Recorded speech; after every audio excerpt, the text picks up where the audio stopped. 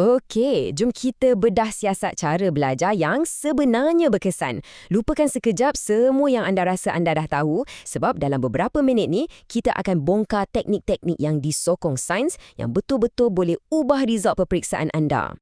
Cuba fikir sekejap, kalau cara belajar anda sama macam kebanyakan orang lain, kemungkinan besar 80% masa anda tu hangus macam tu je.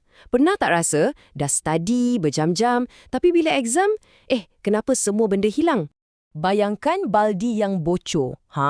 Macam itulah apa yang jadi bila kita belajar dengan cara yang salah. Anda curah masa, curah tenaga, tapi info tu tak lekat-lekat. Fries, kan? Jadi, apa puncanya? Jom kita kenal pasti apa masalah utama dalam kaedah belajar tradisional yang ramai sangat antara kita duk amalkan. Okey, ni dia 2 kesilapan paling besar.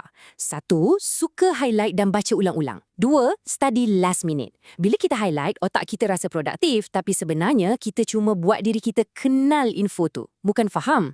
Lepas tu, bila kita pulun study last minute, kita macam bagi signal ke otak yang semua maklumat ni tak penting pun untuk simpan lama-lama.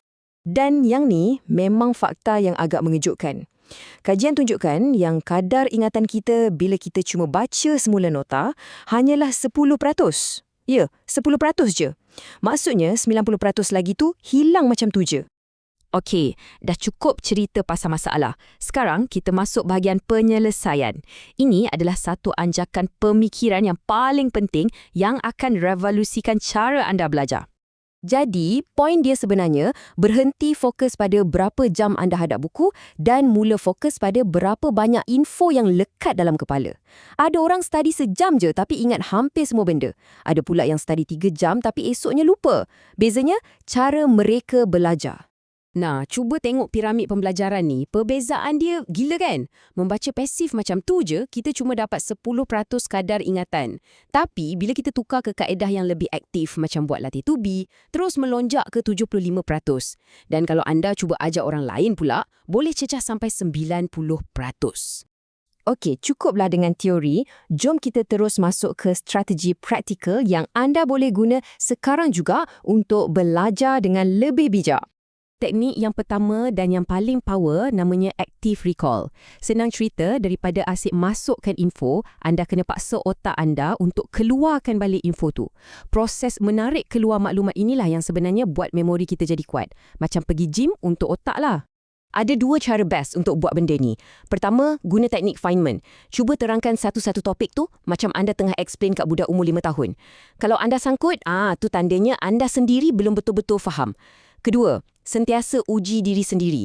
Pelajar cemerlang bukan belajar lebih lama, tapi mereka lebih banyak uji diri sendiri.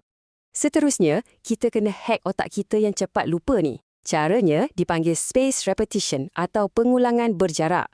Daripada pulun belajar semua benda dalam satu masa, kita jarakkan sikit sesi ulang kaji tu. Contohnya, hari ni belajar, lusa buat review 10 minit dan minggu depan uji diri betul-betul tanpa tengok nota.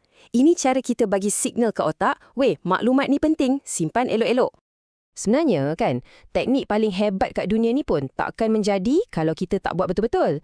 Jadi, macam mana kita nak lawan perangai suka tangguh kerja dan bina rutin belajar yang solid? Ini 3 hack mudah untuk tipu sikit otak kita supaya rajin.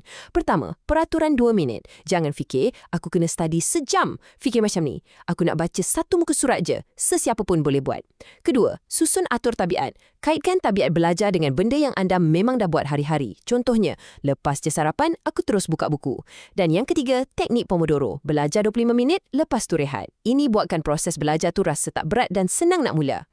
Dan inilah kesimpulannya. Rahsia sebenar untuk berjaya bukanlah sebab kita pulun gila-gila last minute, tapi sebab usaha kita yang sikit-sikit tapi konsisten setiap hari. Cuba fikirkan, setiap langkah kecil yang anda ambil hari ini sebenarnya adalah satu pelaburan untuk kejayaan masa depan anda.